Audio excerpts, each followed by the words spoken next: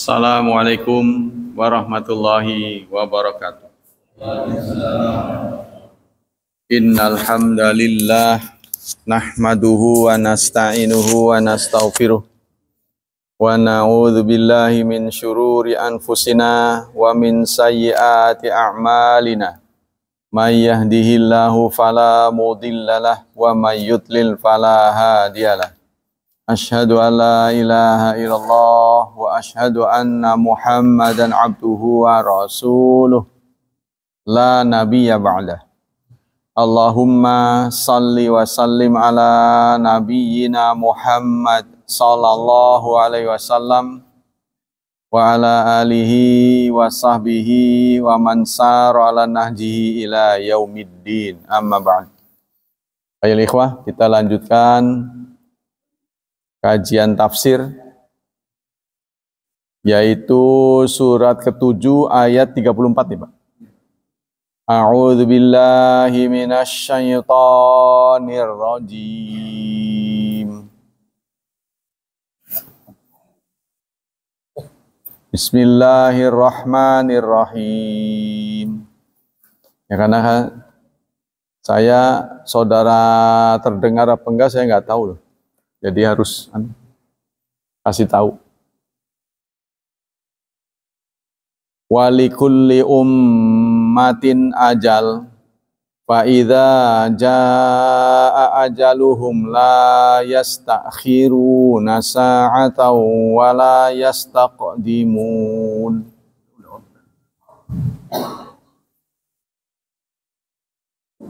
Walikulli ummatin ajal. Pada setiap umat, wa dan li bagi ya, kulli setiap umat, bagi setiap umat ajal, ada ajalnya. Nah, tergantung ini, ada dua kata umat dan ajal. Nah, ini yang kita perlu tahu dari tafsir ya. Jadi kita maknai asli dulu. Pada setiap umat ada ajalnya. Ya, atau setiap umat mempunyai ajal. Fa idza jaa, maka jika datang ajaluhum, ajal mereka, la yastakhirun, mereka tidak bisa mundur saatan sesaat, wala yastaqdimun, dan tidak bisa maju. Jika ajal sudah datang, ya, mereka tidak bisa mundur, tidak bisa maju. Berarti ajal ini adalah waktu. Apa yang disebut umat di sini? Al-jama'atu minan nas, yaitu sekelompok orang. Jadi ada yang memberitahu bahwa umat ini adalah bangsa. Setiap bangsa ada saatnya. Ya. Contohnya sekarang yang memimpin hegemoni dunia masih Amerika. Masih Amerika. Kemarin AS dan US, Amerika Serikat dan Uni Soviet. Kemudian Allah takdirkan Uni Soviet bubar. Sekarang bernama Rusia. Jadi sudah pecah ya. Sekarang yang sedang menggejala ini Cina. Cuma Cina ini kan bangsa Asia. Ya, Asia itu nggak suka gerasa gerusu, jadi alon-alon asal kelakon. Falsafahnya begitu. Kalau kita bisa, apa tujuan menjajah itu? Mendapat sesuatu. Kalau kita bisa mendapat sesuatu tanpa senjata, ngapain harus mengorbankan senjata? Itu falsafahnya begitu. Orang Cina, maka dia menjajah, dirogoh, tapi orangnya nggak kerasa. Daripada berantem, berbunuh-bunuhan, alam sekitar pasti menjadi korban. Ya, selesai perang, pasti kan terjadi kerusakan. Ada kerusakan yang bisa segera ya disembuhkan atau perbaiki, ada yang bertahun-tahun bahkan berpuluh-puluh tahun tidak bisa diperbaiki. Nah, ini akibatnya sangat parah ya. Maka itu, setiap umat ada ajalnya. Ya jama'uhum amrun ma. Jadi yang namanya umat itu adalah jamaah yang menyatukan manusia dalam urusan apa saja, baik agama, bahasa, zaman, atau tempat. Tempatnya sama. Baik disatukan oleh tempat, disatukan oleh bahasa, ya, disatukan oleh agama. Kalau kita disatukan dengan apa? 3 ya. Bangsa, yaitu Sumpah Pemuda,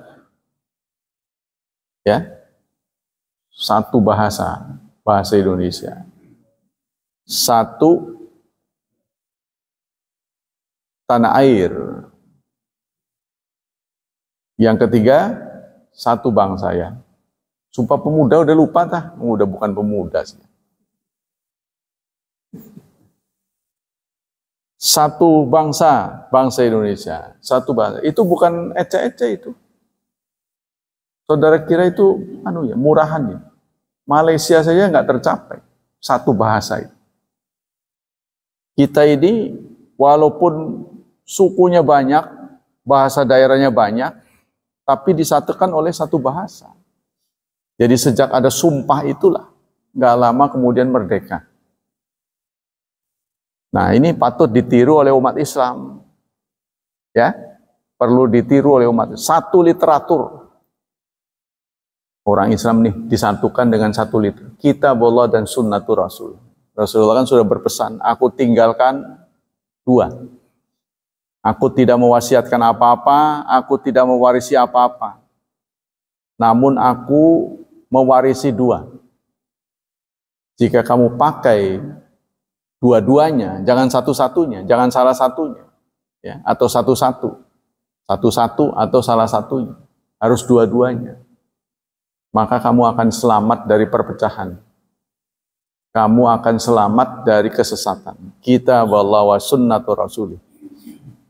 Kitabullah dan sunnatur Rasul. Tapi pesan Rasulullah ini nggak dipatuhi oleh kita. Dan kita ampun-ampunan. Mempelajarinya butuh waktu panjang. Quran saja terdiri dari 6.236 ayat. Ya, kalau setiap kajian seminggu sekali membahas 10 ayat, maka butuh waktu 623,6 kali. Kalau kalinya itu minggu, lah 623,6 minggu.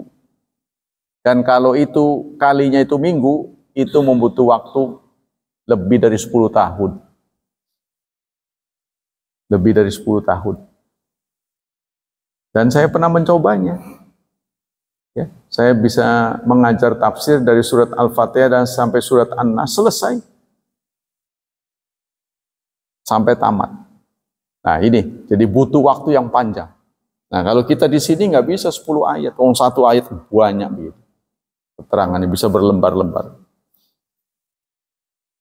Yang penting kita bukan tamatnya, ngertinya. Nah, kita kembali ke sini. Jadi yang namanya umat itu adalah dalam bahasa itu rombongan. Rombongan manusia. Kalau dalam bahasa hewan itu gerombolan. Ya, mereka disatukan oleh bahasa atau disatukan oleh tempat atau disatukan oleh agama. Imma ikhtiaran atau kahran. Baik secara ikhtiar maupun secara terpaksa. Ikhtiar itu dalam keadaan tidak terpaksa, ya, sendiri-sendiri, kemauan sendiri. Ajal yang disebut ajal itu al-mudda al-madrubah, yaitu kuota. Ajal itu kuota. Jadi setiap bangsa itu ada kuotanya.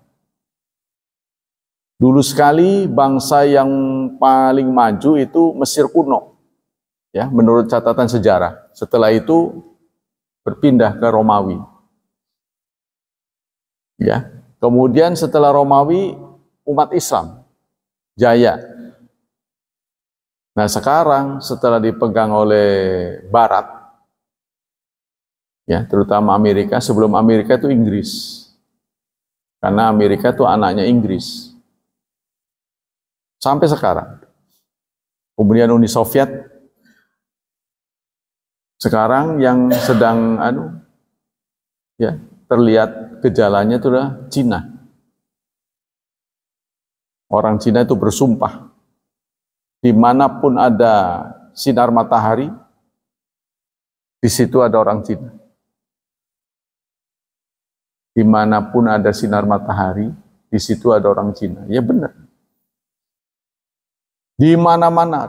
Jadi kalau ada bangsa yang bisa bersatu di dunia ini, ya waktu kami kumpul, jadi disatukan oleh ITI, Persatuan Islam Tionghoa, pernah kumpul mengundang orang Cina yang Muslim, bukan saja Indonesia, tapi seluruh dunia. Dari Jepang, Cina, Jepang. Jadi suku ini bisa ngumpul dari berbagai negara maksudnya. Nyebar di mana? Amerika juga ada. Sehingga ada Chinatown, pecinan. Dan begitu seterusnya. Jadi karena itu belum lagi ditambah dengan populasi yang ada negara aslinya. Di negara luar saya udah banyak.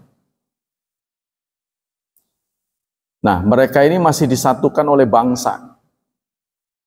Ya, ketika ada upaya-upaya membangkitkan gerakan untuk melawan induknya Cina sana, maka Perdana Menteri Cina itu berhasil menyadarkan, ingatlah kita orang Cina, ingatlah pesan leluhur. Nah, karena itu nggak ada pemberontakan.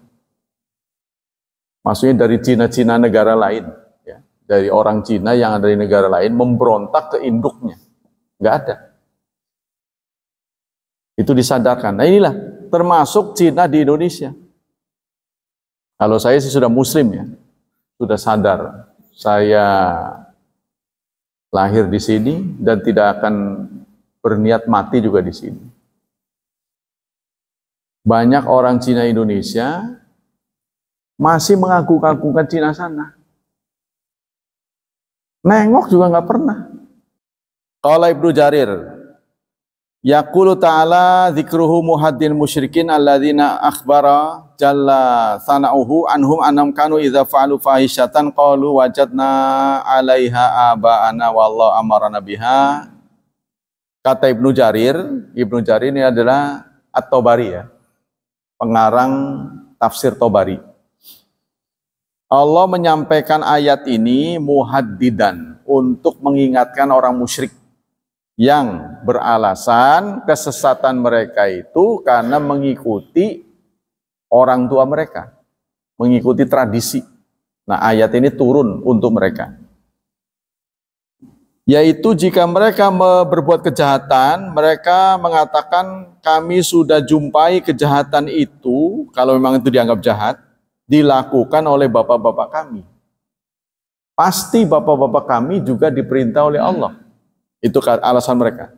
Wa wa'idan lahum ala kizbihim ali. Dan ayat ini ya otomatis menelanjangi pendapat mereka. Pendapat seperti itu nggak benar. Itu mitos, hanya alasan saja. Wa ala israrihim ala syirki. Dan Allah ya menyesalkan tindakan mereka terus-menerus melakukan perbuatan syirik. Wal maqam ala kufri Muhammad bin ma'ahala bi amsamina umam alladzina kanu qablahu. Dan Allah menyampaikan dengan ayat ini bahwa kalau itu menjadi alasan mereka, maka mereka juga tidak akan berbeda dengan generasi sebelumnya, yaitu akan dihancurkan. Kalau tetap begitu, ya seperti kita sekarang lah, yang namanya norma-norma itu sudah hancur. Kalau kita tidak pertahankan, maka kita akan bangkrut, akan menjadi bangsa yang tidak terpandang.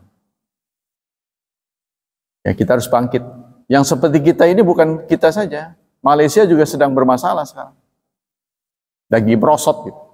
Pamornya lagi merosot. Indonesia juga sama. Yaqulu walikulli jama'atin ijtama'at ala takdzibi Rasulillah wa radda nasaihim wa syirki billah ma mutabati rabbim wa hajjajahu alaihim ajal. Artinya setiap umat, setiap bangsa yang mendustakan Rasul, mendustakan kebenaran, nanti akan hancur. Tinggal tunggu waktunya. Ya. Yakni wakta lihulil uqubat bisahatihim wa nuzulim masulat bihim ala syirkihim. Artinya ajal itu waktu kehancurannya. Fa idza jaa ajaluhum. Kalau ajal itu datang pada mereka, ya. Ai fa idza jal waktu alladzi waqatahullah lihalakim wa hul iqab alaihim. Artinya apabila waktu yang dijanjikan Allah, ya, di waktu kehancuran mereka datang, ya, la yastakhirun, mereka tidak bisa mundur, wala yastaqdimun, dan tidak bisa minta maju, wala yatamatta'un bil hayat fiha an waqti halaki, mereka tidak bisa minta penundaan, tidak bisa pula meminta agar segera. Wahina hulul ajali fanaihim sa'atan min sa'ati zaman la yastaqdimun wa la yataqaddam an waqti ladzi ja'alahu Allah lahum waqtanil halak. Jadi kalau ajal, ya, waktu kehancuran mereka sudah tiba, maka waktu itu akan datang dengan pas. Ya. Seperti kita berdoa pada Allah, ya. Itu Allah sudah tentukan waktu yang tepat. Kapan diberinya. Allah yang mengatur waktu. Sebab kadang-kadang kalau waktunya nggak tepat, itu akan diterima oleh kita, ya, menjadi musibah. Kalau nggak tepat waktunya. Wa qala Razi ilam anal ajal huwal waktu al muaqqat al mudrubat linkidal muhilla. Ketahuilah, kata Ar-Razi, bahwa ajal adalah waktu yang sudah ditentukan, ya, yang dibuat untuk menghabiskan masa tempo. Jadi kuota maksudnya. Ajal itu kuota. Setiap bangsa ada kuotanya. Kalau kuotanya sudah habis, maka dia akan hancur. Wa fi hadhil ayat qaulani al-qaulul awal wa huwa qaul Ibnu Abbas wal Hasan wa Muqatil anal makna anawat amhala. Menurut tafsir ajal ini, kata Ar-Razi, jadi tafsir dari ajal ini ada dua. Pertama disampaikan oleh Ibnu Abbas bahwa artinya Allah amhala kulla ummat. Allah membiarkan dulu, memberi waktu kepada bangsa-bangsa yang tidak beriman, kepada bangsa-bangsa yang mendustakan, ila waktin muayyan, sampai dengan batas yang ditentukan. Cuma batasnya kapan nih yang kita nggak tahu. Ya, contohnya siapa yang bisa meramal Uni Soviet akan bubar? Waktu lagi kuat-kuatnya tuh. Oh, ternyata bubar. Ya, dulu tuh ada katanya bangsa lain, apa, saya lupa itu. Itu juga bahkan tempatnya sudah tenggelam. Apa tuh namanya? Bangsa Atlantik, ya, Atlantika, ya. Ya, itu. Jadi tempatnya sampai tenggelam. Di Indonesia pernah satu kecamatan hilang. Satu kecamatan yang tadinya berupa daratan menjadi air, sehingga hilang dari catatan administrasi. Jadi pelan-pelan hilang. Nah, inilah yang diperkirakan DKI, ya, Jakarta ini kan lama-lama turun terus katanya. Karena penggunaan air tanah yang tidak sesuai, ya. Jadi dieksplorasi dengan eksplorasi yang kurang perhitungan, jadi turun terus. Lama-lama dia akan lebih rendah daripada tinggi air. Nah, ini akan tenggelam. Wa huwa ta'ala la yu'adzibum ila ayanzuru dzalikal waqti alladzi yasiruna fi mustahiqin li'adzab li'istisal fa idza jaa waqtu nazala dzalikal adzab la mahala. Jadi kalau waktu itu datang, maka azab itu tidak akan salah. Tidak ada yang bisa mencegah. Kalau Allah sudah menghendaki, azab itu datang. Pendapat yang kedua, annal murad bi hadza ajal al-umur. Kata pendapat yang kedua, yang dimaksud ajal di sini adalah umur. Yang nggak beda dengan tadi sebenarnya. Cuma ayat yang tadi mengatakan Allah membiarkan dulu, memberi waktu. Ya. Fa idzan qata dzalikal ajal wa kamula imtana wuqutu taqdim wa ta'khir fihi. Jadi kalau kuota yang diberikan Allah sudah habis, maka otomatis berhenti. Ya. Umat itu berhenti. Bangsa itu menjadi hilang. Nah, seperti ini yang dilakukan oleh Israel kepada Palestina. Kan mereka menginginkan supaya bangsa Palestina ini hilang. Menghilangkan, memusnahkan bangsa ya dengan senjata, itu namanya genosida. Dan sekarang Palestina itu dikurung, dia nggak bisa keluar. Saben hari dibunuhi, sebanyak apapun ya habis. Karena untuk membangkitkan orang supaya bisa angkat senjata itu butuh waktu 15 tahun. Ya maksudnya usia dewasa. Ya, dihamilin lagi, kan? Hilang satu, ya nganakin lagi, butuh waktu 15 tahun bisa angkat senjata. Lah 15 tahun itu dihabisi. Ya lama-lama tekor populasinya. Ya lama-lama habis. Nah ini tujuan mereka. Kalau sudah habis, maka mereka punya hak untuk ngaku. Inilah kami. Sementara mereka di-drop. Tuh. Di-drop dari luar. Diberi insentif. Siapa yang mau datang ke sini kasih insentif. Nah, inilah ya kondisi hari ini. Walam yakun walikulli ahadin ajal. Allah dalam ayat ini tidak mengatakan setiap umat. Sebab kalau diartikan umur berarti per pribadi, per individu. Tapi yang dimaksud di sini adalah umat. Berarti bangsa. Ya, jadi sehingga kita mendapat kesimpulan bahwa bangsa pun bisa punah. Bangsa itu bisa punah. Bangsa apa tuh yang sudah punah? Suku Maya ya. Suku Maya apa itu? Juga sudah nggak ada. Yang dulu ada jadi nggak ada. Sudah punah. Qala Ibnu Atiyah kana yadhhar baina ayataini wa baina qauli ta'ala wa yu'akhirakum ila ajali musamma ta'arud. Kata Ibnu Atiyah, seakan-akan ayat ini ada ta'arud ya, bertentangan. Li'anna tilka taqtadil wa'da bitakhiri in amanu. Karena Allah menjanjikan kalau mereka beriman, maka azab akan diundur. Jadi mau-mau Allah lah soalnya. Jadi persoalannya kita dihadapkan dengan Allah. Sama dengan ajal. Apa ajal itu seperti kuota, nggak boleh ditambah. Kan kalau kita sudah habisnya tanggal 6, kita isi lagi kan nambah. Gitu kan? Apa memang kalau sudah habis nggak bisa diisi ulang? Udah aja, kadaluarsa. Apa begitu? Nah ini kita nggak tahu. Yang tahu Allah. Tapi dalam beberapa hadis, ya, umur itu ada dua macam. Umur yang betul-betul nggak bisa ditambah lagi.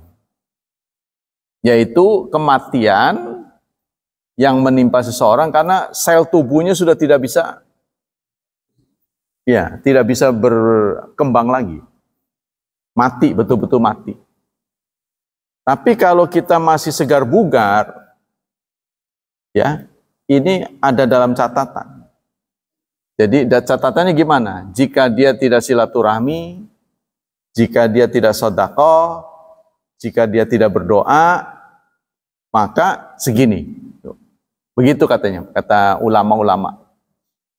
Tapi kalau dia sedekah, dia silaturahmi, dia berdoa, maka akan diperpanjang. Terus saja. Tapi ada yang sudah tidak bisa diperpanjang, habis betul. Nah, itulah kematian yang sebenarnya. Ya. Jadi menurut Rasulullah dalam sebuah hadisnya, kebanyakan umatku meninggal karena ain. Ini yang masih menjadi misteri. Ain itu artinya mata. Kebanyakan umatku wafat itu karena mata. Matanya kenapa? Apa matanya beleken? Bukan maksudnya. Maksudnya mata orang yang melihat dia. Lalu orang itu menjadi dengki.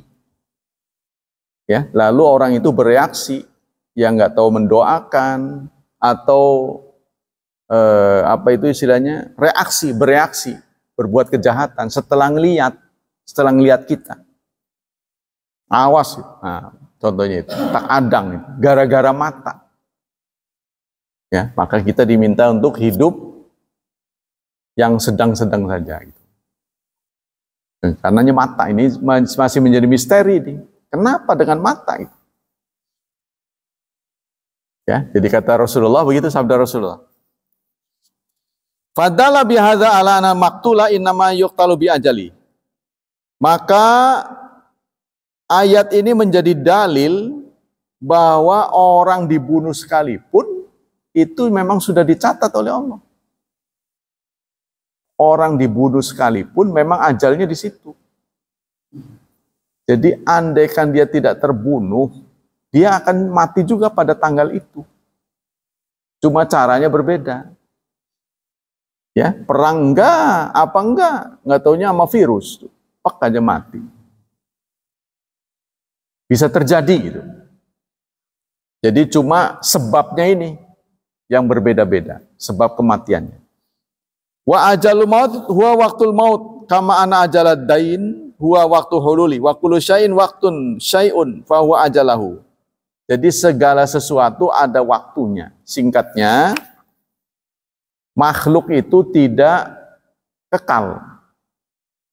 Ya, jadi kalau manusia itu diberi kemampuan dijaga kesehatannya dengan beratus-ratus dokter, tetap aja suatu saat akan mati. Ya, karena manusia itu terikat oleh ruang dan waktu. Dia terikat oleh waktu. Kenapa manusia harus mati? Karena dia lahir.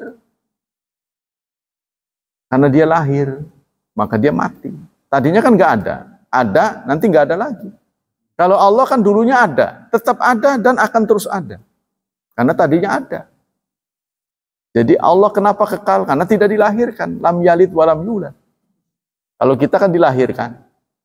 Tuh, makanya kalau bisa hidupnya jangan lahir. Jangan keluar dari perut ibu. Lah, keluar dari mana? Ya itu, nggak bisa. Karena kita lahir, kita akan mati. Nah ini, hadis-hadis berkaitan dengan umur. Dari Anas bin Malik, anna Rasulullah sallallahu alaihi wasallam qala. Tadi kan sudah dijelaskan, setiap bangsa, setiap umat, ya, umat itu bisa dengan rombongan, komunitas, gerombolan, nah itu ya. Tergantung bagaimana kita menafsirkannya. Man ahabba ayyub satalahu fi rizki wa yunsaulahu fi athari falyasil rahimah. Dalam hadis yang disampaikan oleh Anas bin Malik, Rasulullah bersabda, barang siapa yang suka, ingin, ya, dijembarkan rezekinya. Rezekinya dilapangkan. Dan ditunda umurnya, ajalnya, maka hendaklah dia menyambung persaudaraan. Maksudnya bahasa kitanya bersilaturahmi lah. Bersilaturahmi yang kualitasnya bisa menunda waktu, menambah waktu, itu silaturahmi yang disabdakan oleh Rasulullah, laisal wasil bil mukafi, bukan sebatas membalas. Kan kita menafsirkan silaturahmi itu, dia baik, kita baik. Dia berkunjung, kita mengunjung, ya. Kita balas berkunjung. Bukan itu. Tapi yang disebut silaturahmi, seperti yang sabdakan Nabi, laisal wasil, bukan silaturahmi bil mukafi, dengan membalas. Jadi gimana? Dia jahat, kita baik. Itu yang namanya silaturahmi. Karena silaturahmi itu menyambung, namanya menyambung, bukan membalas. Kan ya, sila itu kan nyambung. Jadi dia mutusin, kita nyambung. Ya, mungkin dia akan mengeluarkan ungkapan-ungkapan yang menyakitkan. GR amat loh, gua gak mau juga datang mulu. Kepentingannya bukan dia, supaya umur kita nambah. Saya mau nambah umur, datang kepadamu mau nambah umur. Jadi datang kepada orang yang benci, saya kesini mau nambah umur. Wong edan apa? Itu memang begitu, ya.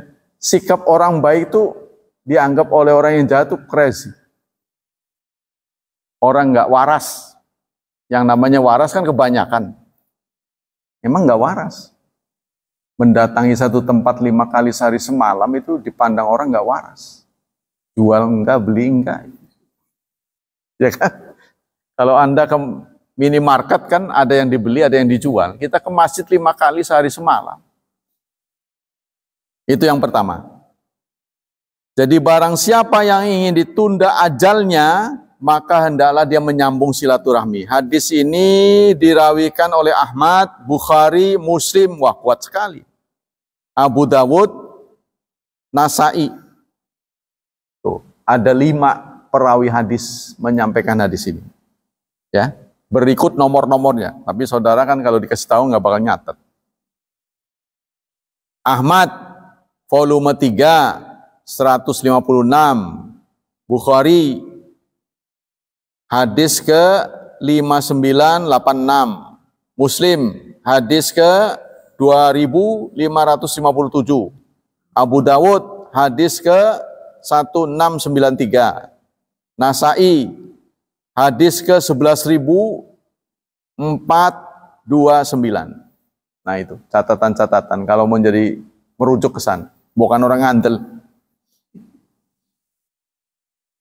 Jadi apa maksud ayat ini? Apa hadis ini? Maksudnya ini kan ayat ini menyampaikan kalau ajal sudah datang tidak bisa mundur, tidak bisa maju. Apa maksudnya? Ini diuraikan oleh Syekh Utsaimin, katanya malaikat sudah punya catatan. Si A dan si B, si C, si D itu dia sudah tahu. Tanggal berapa, jam berapa, di mana. Malaikat sudah tahu. Dia akan melakukan tugasnya. Tapi kalau ada perubahan, ya, perubahan waktu, maka Allah akan menunda. Jangan. Jadi malaikat itu harus nurut. Jangan, tunda.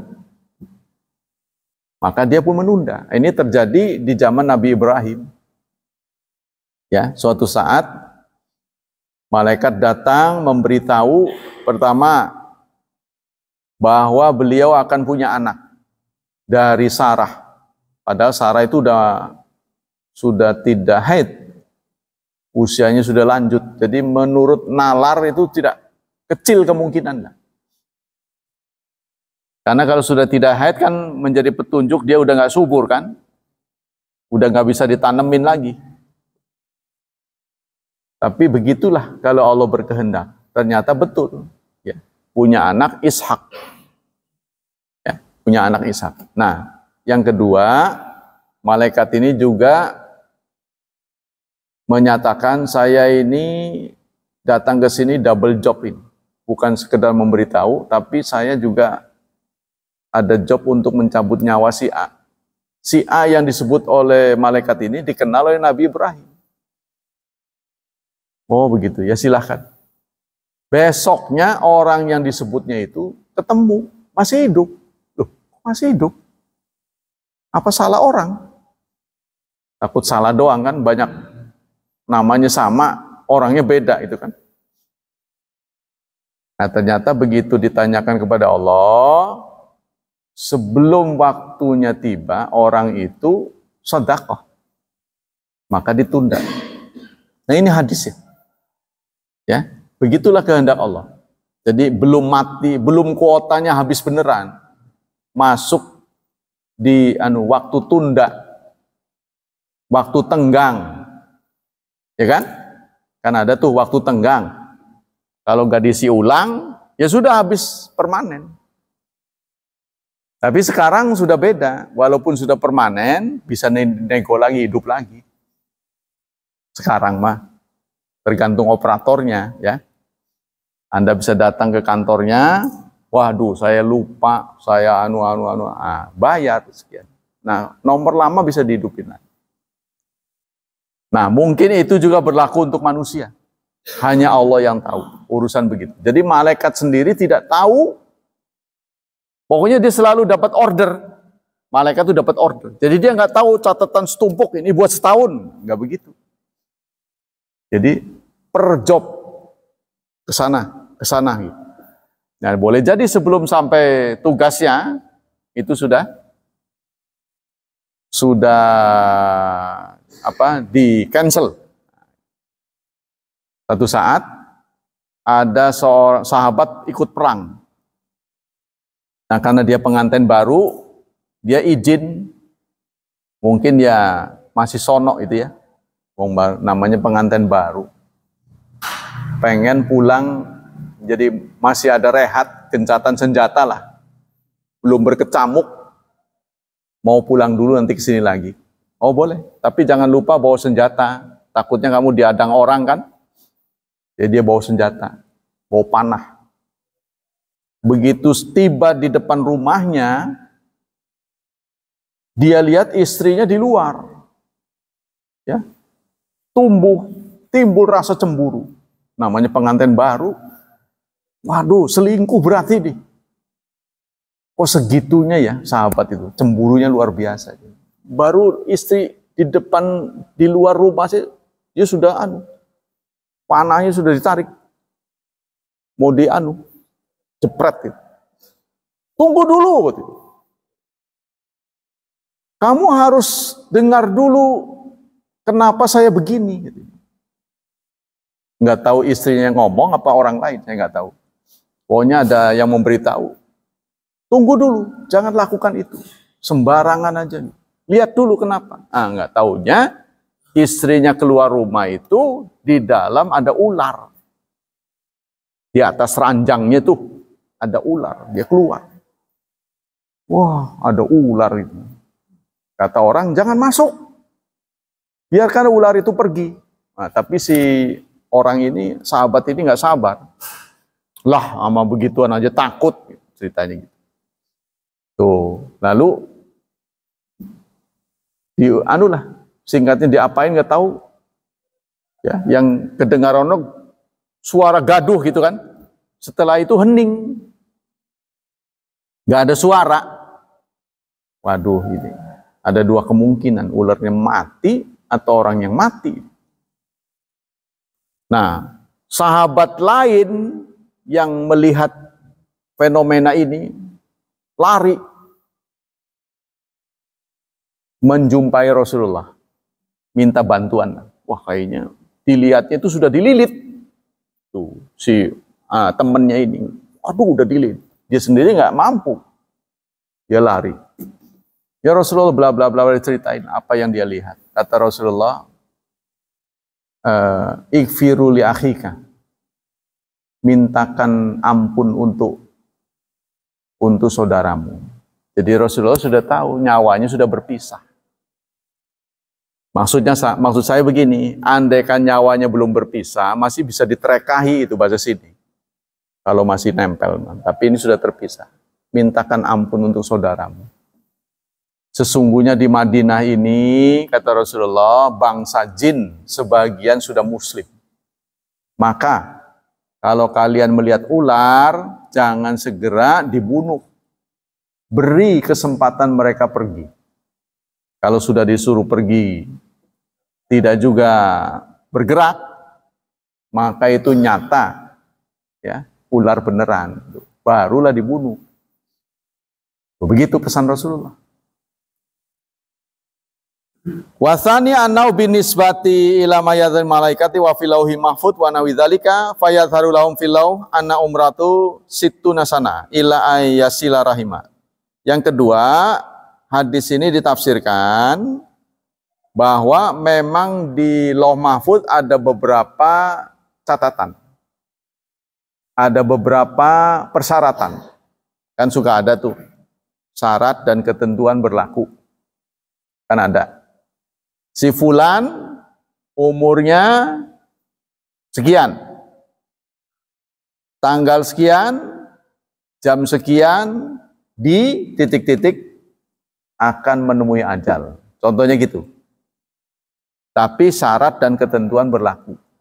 Syarat kalau tidak silaturahmi. Syarat kalau tidak sedekah. Gitu, ada gitunya.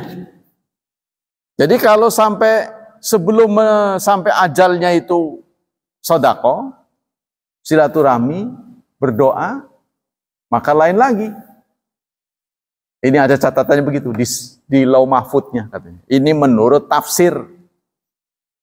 Karena bukan wahyu, kebenarannya bisa benar bisa salah. Tapi kalau tidak ditafsirkan begini akan tubuhkan, akan tabrakan.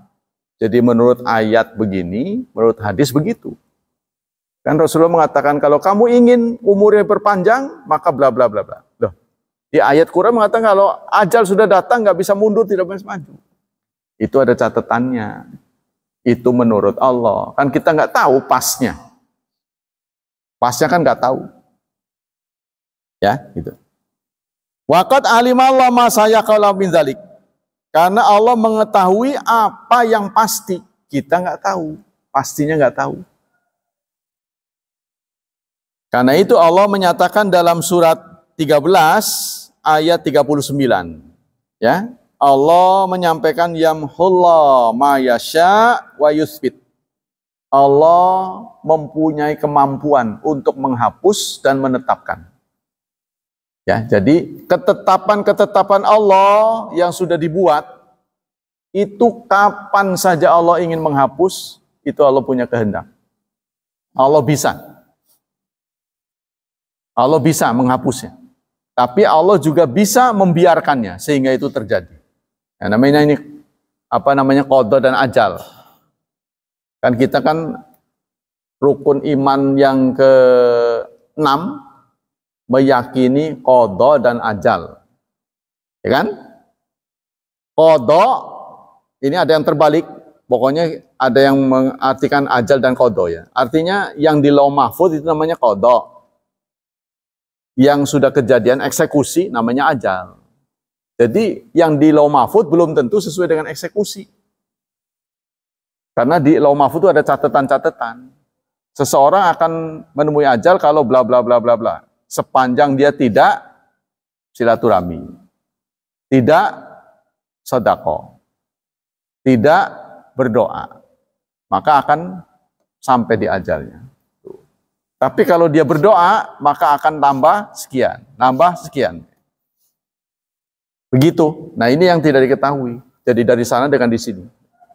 Bahkan malaikat pun tidak tahu. Jadi malaikat bekerja sesuai dengan job. Sudah sana berangkat. Jadi kalau dalam proses berangkat sebelum eksekusi dicabut oleh Allah, dibatalkan, itu mudah bagi Allah. Hanya beberapa hitungan detik. Gitu ya. Hitungan detik sudah berubah. Yang ketiga, anal murada baka dzikruhu.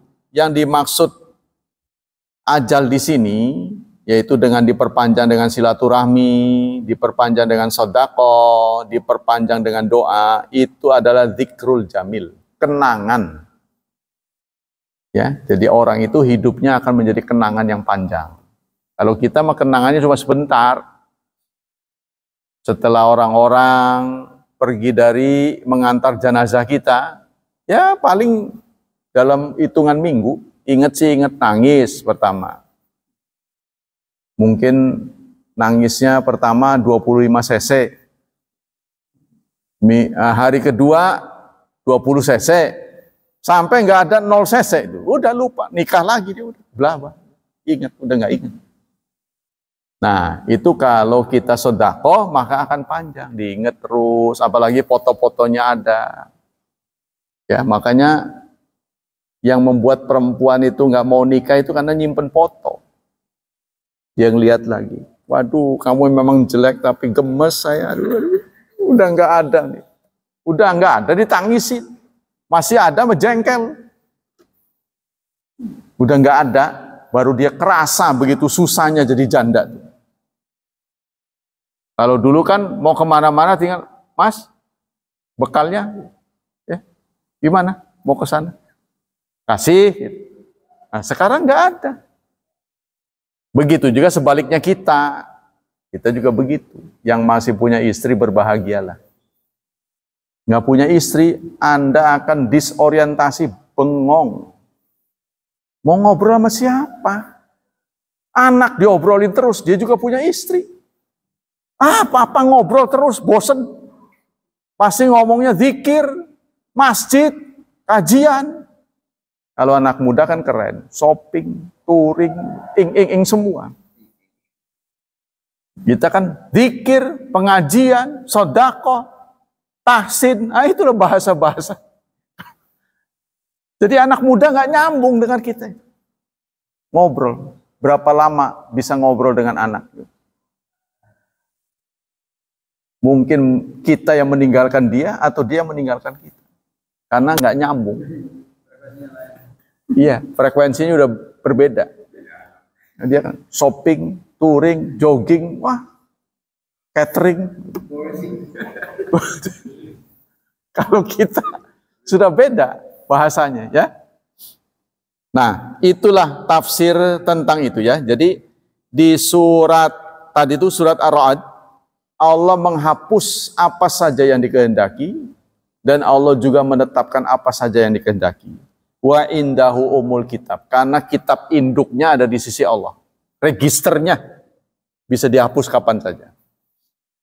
Wallahu a'lam bishawab. Kita lanjutkan dengan hadis. Kayaknya binatang-binatang itu menjadi media. Menjadi media. Seperti kita tahu kan ada keong ya. Ada makhluk yang mencari rumah ya, rumah yang kosong dia isikan. Kayak begitulah jin. Jadi yang diduga dalam hadis Rasulullah itu yang ditumpangi tikus, kecoa, kucing hitam. Pokoknya yang hitam-hitam, anjing hitam. Nah itu. Yang hitam masuk nggak ada belangnya. Itu biasanya yang mudah ditunggangi, dijadikan media.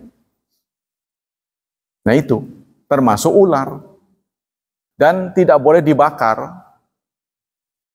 Jadi yang berhak untuk membakar makhluk hidup itu hanya Allah. Itu menurut hadis ya. Kalau sate gimana? Kan sate udah mati. Jadi kalau masih hidup dibakar itu tidak boleh. Binatang apapun. Makanya ada yang berbeda pendapat tentang ini. Alat nyamuk itu. Ya kan? Karena dia masih hidup. Itu mah bukan dibakar, setrum. Kata orang sekarang ngeles. Ya kalau membakar kan terus itu. Ini kan nyetrum. Jadi nggak boleh dibakar. Ya, jadi gitu Pak keterangan. Jadi kalau ada ular, kita beri kesempatan. Ya, kalau beri kesempatan kan kita harus lihat kemana perginya kan, takutnya nyelip. Sebab orang Cibeber itu istri kiai terpatuk ular. Ularnya ada di mana? Di pakaian. Terpatuk ular. Kalau di tanah sih ya wajar lah karena itu tempat. Ini di pakaian. Pakaian rapi, bukan pakaian yang kotor, bukan. Pakaian sudah, jadi mau diambil, matok. Ya memang sudah qadarullah ya kalau kita melihat dari situ sih. Tapi ini sebabnya ini. Waktu di Lampung itu juga ada ransel dari karyawan itu tiba-tiba bunyi ngedesis. Duh, apa ini? Begitu dibuka kobra. Tapi ada lagi orang yang bengong di sana itu dijadikan satpam, orangnya bengong. Dan itu orang-orang takut, namanya Ujang, orang Sunda. Karena dia pernah mati, kata orang itu mati apa ya? Suri. Terus nggak lama hidup lagi sehingga orang-orang takut. Saya sering ngobrol sama dia. Apa yang saya takutin? Saya dulu di sana begitu, kalau orang-orang takut saya berani deketin. Kalau masih orang ya, kalau masih orang. Tapi kalau udah bukan orang ya, saya takut juga. Itu ceritanya banyak ngobrol dan satu saat dia nangkep ular kobra dengan enaknya aja. Pak Ustadz, manggil saya Ustadz. Nih, ular nih, takut gak nih? Nih. Wah, saya bilang sembarangan itu. Enggak, kalau tahu caranya mah. Gede sekali segitu. Nah itu, jadi jangan coba-coba menangani kalau bukan ahlinya, sikat. Maka penting buat kita tahu mana yang berbisa, mana yang enggak. Nah, sampai di situ ya. Nah, kita lanjutkan sekarang. Hadis. Bismillahirrahmanirrahim. Kemarin terakhir masih menjelaskan tentang senggama yang tidak mengeluarkan mani. Wajib mandi apa enggak? Menurut Imam Bukhari enggak wajib. Tapi menurut ulama-ulama ya, bukan keluar atau tidaknya yang menyebabkan mandi memang keluar mani. Itu poin tersendiri. Tapi bersetubuh juga poin tersendiri. Jadi keluar mani satu poin, mau senggama atau mau enggak wajib mandi. Terus bersenggama mau keluar atau enggak wajib mandi. Ya rupanya ini pasti yang nanya yang sudah berumur ini. Ya. Jadi kepengen mah kepengen tapi sudah tidak produksi lagi. Nah, bagi laki-laki dari tinjauan kesehatan itu harus tetap diproduksi. Sebab itulah tanda hidup. Hidupnya laki-laki karena produksi. Kalau tidak produksi, itu akan mencelakai diri kita. Sama dengan kita, tubuh kita kan harus mengeluarkan limbah, keringat, kencing. Kita tahan mulu, gimana tuh? Mau buang air besar, tahan terus, eman gitu. Jangan begitulah, itu namanya limbah. Nah itu juga masuk itu. Jadi kalau tidak, ya menurut catatan kedokteran nih, saya juga begitu tahu. Dia kayak lem. Itu loh, kayak lem kalau nggak dikeluarkan, itu nanti mengeras. Nutup jadinya. Mangpet. Nah, itulah yang dikenal dengan prostat. Pembengkakan prostat. Laki-laki punya prostat, perempuan enggak kali ya? Perempuan ada nggak sih? Oh iya, nggak punya mandi dia. Dia punya lubrikasi malah. Jadi perempuan nggak punya mani. Nggak banyak ustadz yang tahu. Coba sok, jangan nguji ya. Ustadz, kalau perempuan keluar mani, wajib mandi. Pasti dia, oh wajib lah. Emang keluar mani tak? Saya diberitahu dokter, supaya nggak malu-maluin katanya. Nanti kalau audiennya orang kafir, dengar bapak menjelaskan perempuan keluar mani akan tertawa dia. Goblok amat ini ustadz ya, begitu. Saya diberitahu oleh dokter. Ya makanya bantulah saya bilang kalau bapak ahli tentang kesehatan bantu saya. Saya kemarin nanya itu bahwa benang yang biasa buat operasi itu biasanya dari babi. Ya kan? Sehingga orang kan benang itu bukan dari benang kasur yang buat pakaian, sebab kalau dulu kan kalau udah operasi kan ada waktu mencabut benang dulu kan, sekarang kan nggak ada. Karena apa sih, benang itu mendaging. Nah, benang ini dari apa? Kalau dulu dari babi, sekarang saya diberitahu oleh Pak dokter itu, Pak Ustadz bukan dari babi lagi, bukan dari babi lagi sekarang, tapi dari apa Pak dokter? dari kucing katanya. Kucing sekarang. Pantesan orang pada piara kucing, mungkin dijualin kali ya. Itu ususnya itu. Jadi ususnya itu dibuat benang, buat operasi itu. Sehingga dia menyatu dengan kita. Jadi nggak perlu dicabut. Tetap aja kucing makan nggak boleh. Ya kan? Kucing kan tetap nggak boleh karena dia karnivora kan, binatang buas termasuk.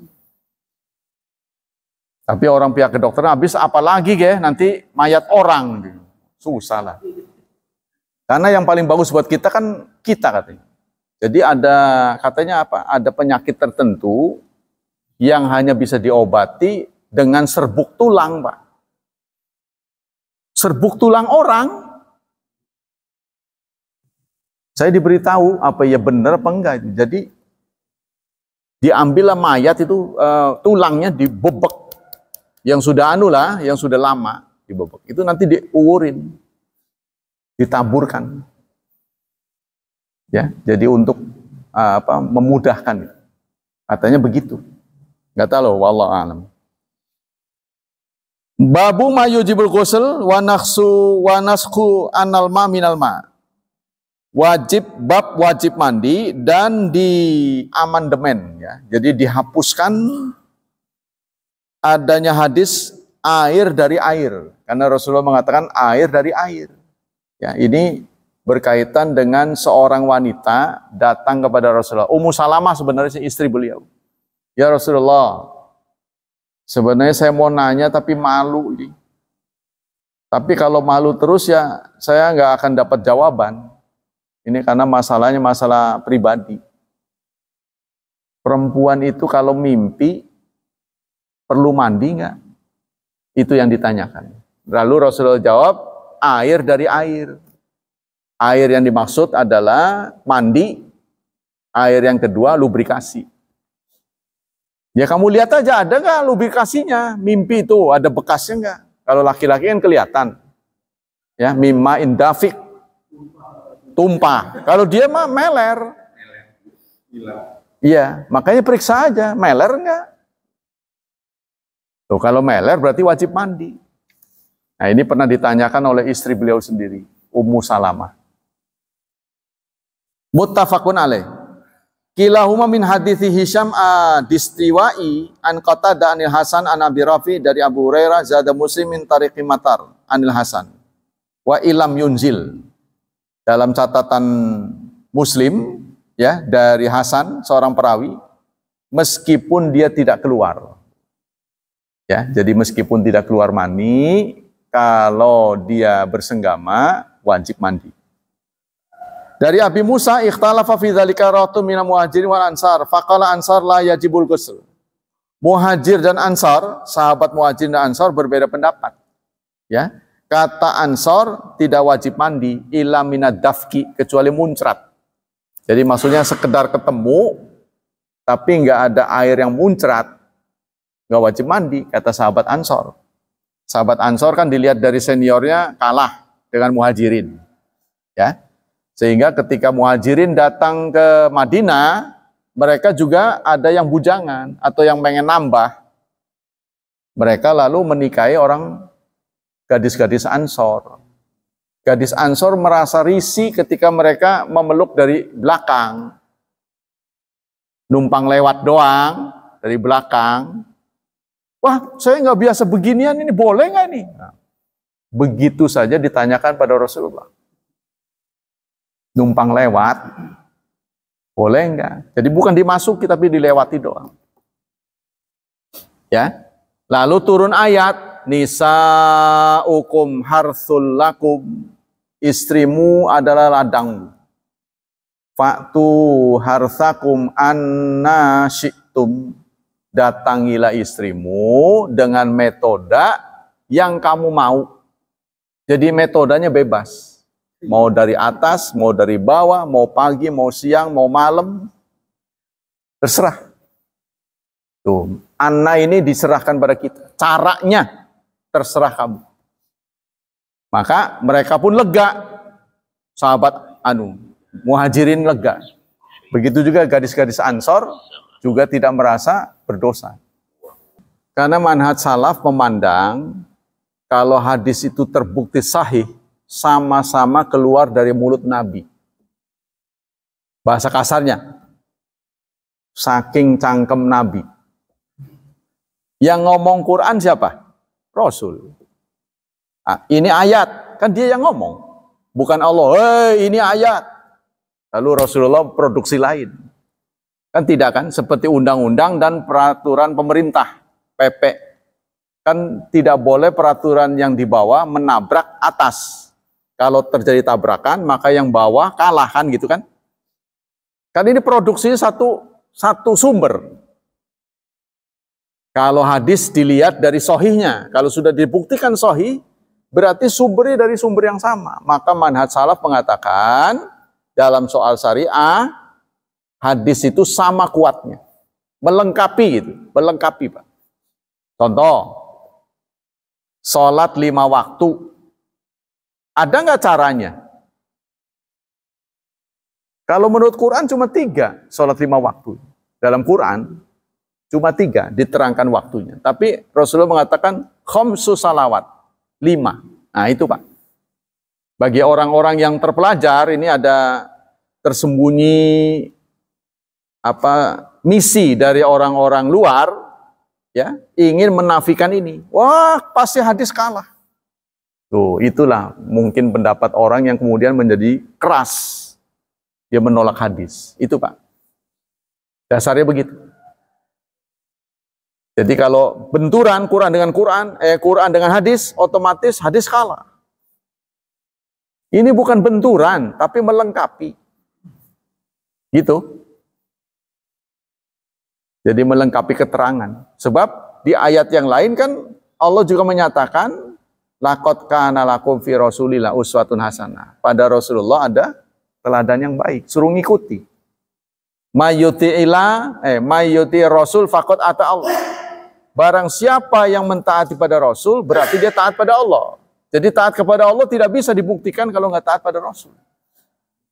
Itu Pak, penjelasannya. Kalau orang yang kereng ya memang pakai Quran saja, nggak mauan. Tapi kalau kita dilihat dari keuntungannya, angguran milih hadis sih. Kan kuotanya sudah habis, masa tunda. Ya, lebih untung itu sih. Ya kan? Dengan sedekah ditambah. Ya kemanyangan lah gitu. Tapi ada ajal yang tidak mungkin diperbaiki karena memang sudah tua. Jadi sudah tua, diperbaiki udah nggak bisa. Selnya itu sudah tidak bisa berkembang. Ya itulah kematian sebenarnya. Nah jadi itu Pak, menjadi perdebatan. Jadi maksudnya kalau sudah deadlock, nggak bisa diperpanjang, itu kan, waduh, gimana ya? Sementara kita banyak kekurangan, tapi dengan sedekah tambah, kan diberi kesempatan itu, terima aja sih, ya kan? Sama dengan koser untuk sholat. Kan Umar pernah berkata, koser itu waktu perang, memang sibuk kan perang kan? Sulit sholat secara normal, karena kan ketakutan. Nah sekarang ini sudah aman, ya Rasulullah sekarang sudah aman. Apa qasr masih berlaku? Rasulullah mengatakan, sodakatullah. Ini adalah sedekah dari Allah. Faqbalu sodakotah. Terimalah sedekah dari Allah. Ini kemurahan dari Allah. Ajal ini bisa dinego. Kemurahan. Udah terima aja. Bagaimana kalau orang yang maksudnya niatnya bukan begitu? Ya kita nggak bisa membaca niat orang. Ajal kalau sudah ditentukan nggak bisa dimundur, nggak bisa dimajukan. Dari mana saudara tahu kepastiannya? Kan kita nggak punya kepastian. Maksudnya ajal itu kodok yang sudah ditentukan, ada catatan-catatan dengan syarat dan ketentuan yang kita nggak tahu. Kalau bakalnya begini, nggak mati dulu, bakal diperpanjang, kan kita nggak tahu. Itu Pak, yang kita nggak tahu ini. Contohnya, bagaimana kalau perpanjangan umur disalahgunakan untuk maksiat? Nah kita yang berarti buruk sangka. Kan dia yang tahu. Ya, Allah berikan perpanjangan.